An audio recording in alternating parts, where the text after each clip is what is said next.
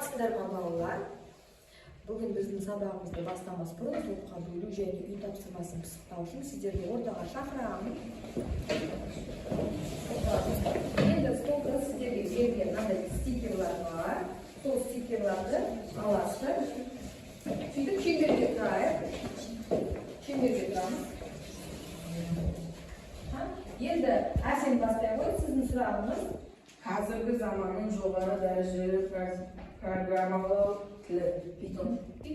Келесі, Амина бастай ғой.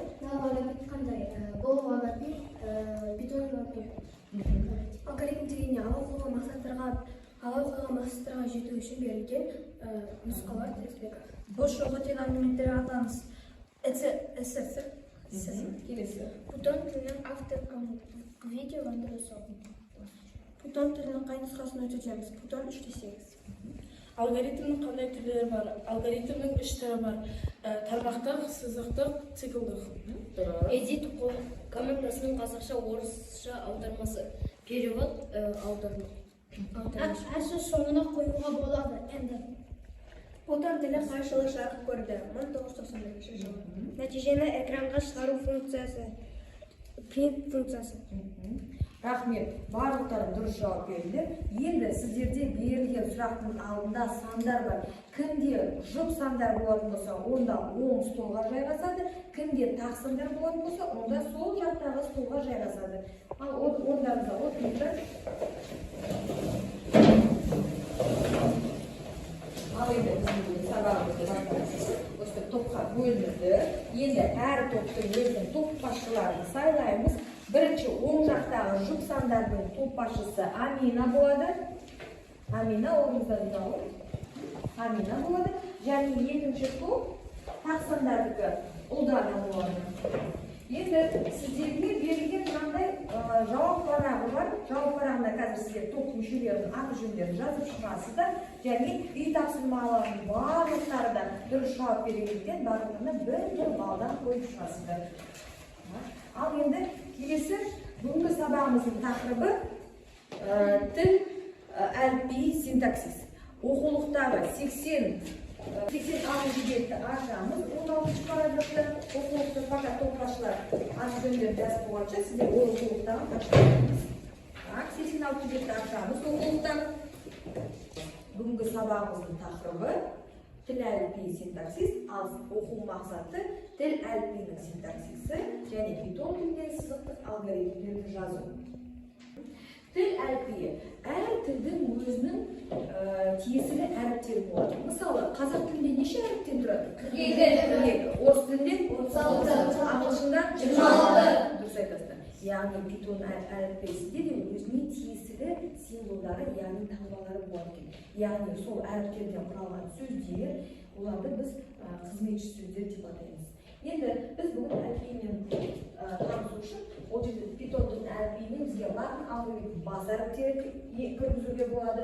Латын әліпбиінің кіші әріптері, сандар бірден бастап 0-дан бастап 9 аралығында және арнайы белгілер кіреді.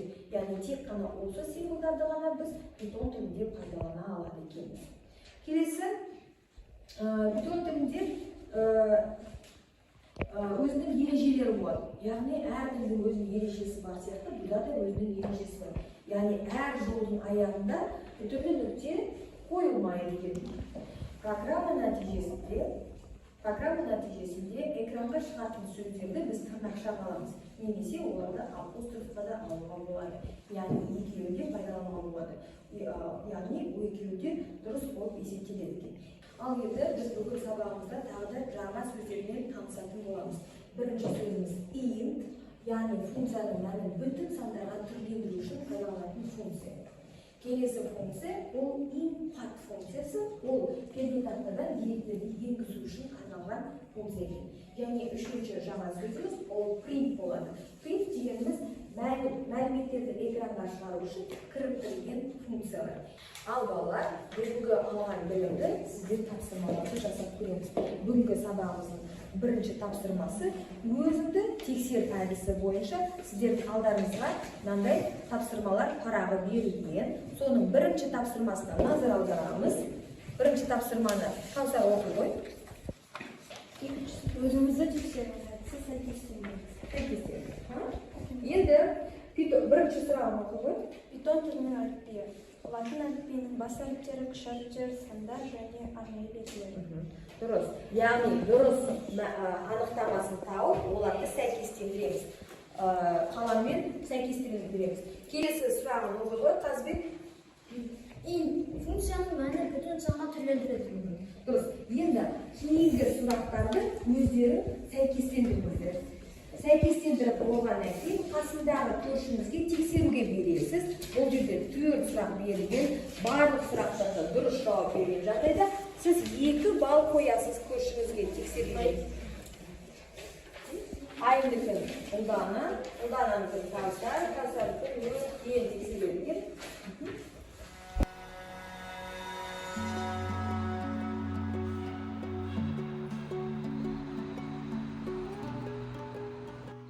Бірінші тапсырманы орындап болсақ, екінші тапсырмаға назар аударамыз. Жұмыс парақтарыңызға қарасаңыздар, тапсырма 2. Қатені тап. 2 санның көбейтіндісін есептейтін программадағы қатені табыңыз. Сіздерге берілген программалық код бар. Сол жердегі қай жерде қате кетті? Кәнге мұқият қарап шығамыз. Мұқият қараймыз. Кавсар. Әркім өзінің жауабын осы жұмыс парағына орындап отырамыз. Кім қай жерді тапты, сол жерді белгілеп, дұрыстап қою керек. А тең аны енгізіңіз, Б тең Б-ны енгізіңіз. Ал принттің қосындысы бізде А азайту Б емес, бұл жерде бізде А қосу Б болу керек. Дұрыс. Дұрыс, яғни өзінің жұмыс парағында белгілеп қойсам болады. Дескрипторға назар аударсаңыз, бұл жерде қанша балл болады екен? 3 балл қойылады екен. 3 балымыз қойып аламыз. Және топашшылар береміз жұмыс парақтарымызды.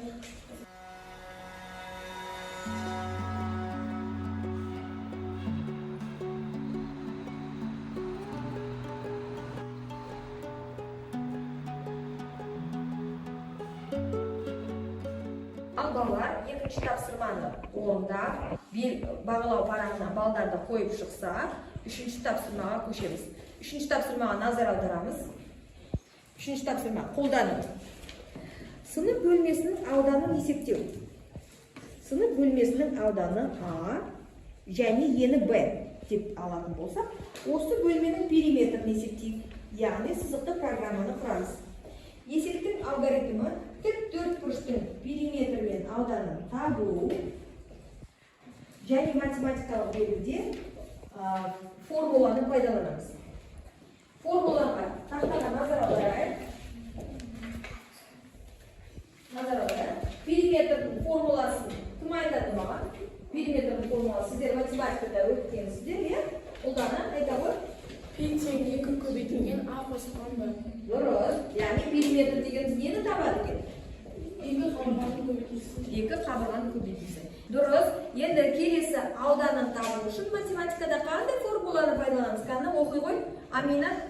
С тең А көбейту Б. С тең А көбейту Б. Дұрыс. Енді осы формуланы пайдаланып, Python программасын іске қосып, кодын жазып орындап көріңіздер. Ал сіздерге берілетін уақыт 5 минут.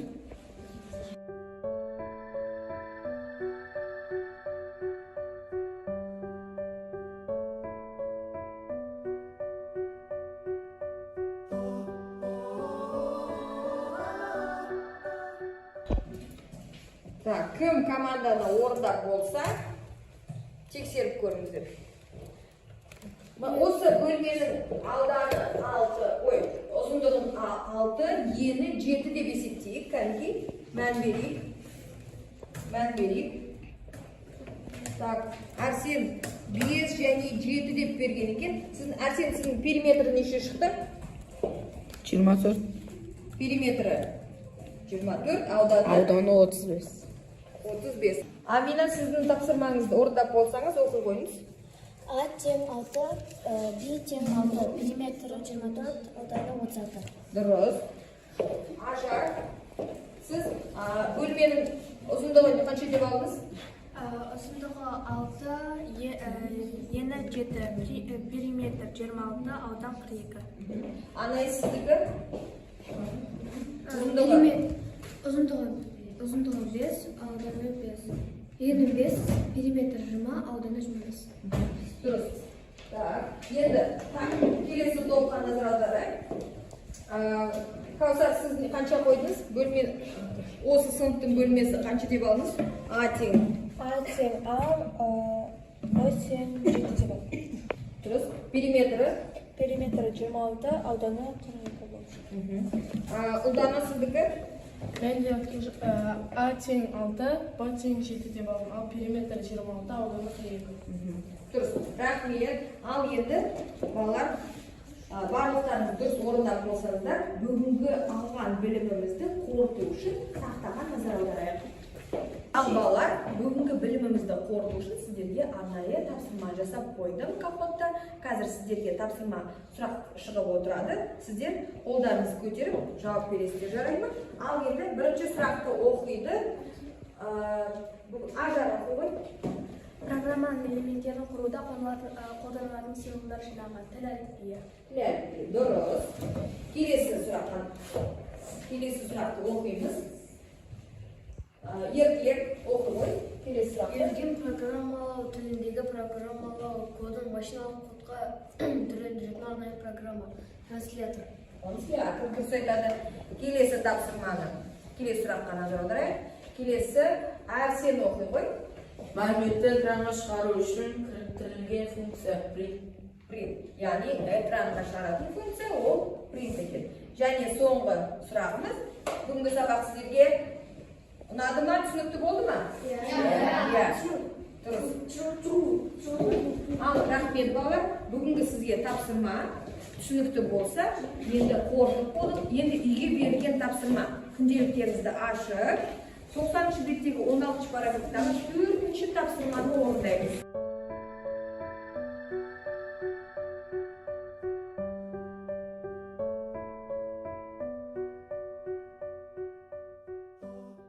Ал балалар, топ басшылары бүгінгі бағалау парағын толтырып болса, біздерде барлықтары жақсы бал алған сияқты. Амина, өзіміздің тобымыздың балдарын атап шығыңыз.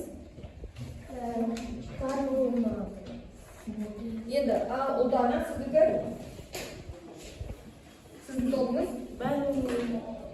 Ал енді балалар, осы алған балдарымызды байтқа аударайық.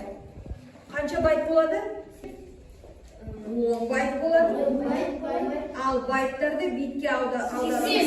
80 бит болады. Дұрыс айтасыздар. Ал енді балалар, бүгін барлықтарына рахмет.